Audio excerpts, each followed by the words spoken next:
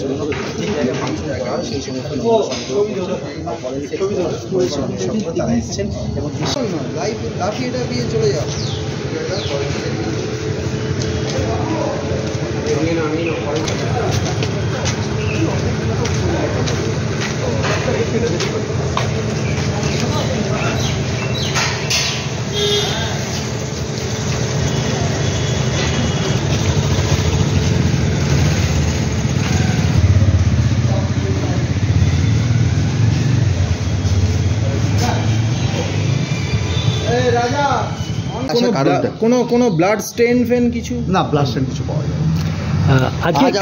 কারণটা কি? আমাদেরকে ওপর থেকে অর্ডার আছে, আমরা এসেছি। আচ্ছা, কিছু নমুনা কিছু নমুনা আপনারা কালেক্ট করলেন? কিছু স্যাম্পল সিসিটিভি গুলো মেনলি কালেক্ট করা হয়েছে, যেহেতু ওখান থেকে ফুটেজটা পাওয়া যাচ্ছে, তাই জন্য কালেক্ট করা। আপনার নাম? SK Saha, senior signing officer. Thank you.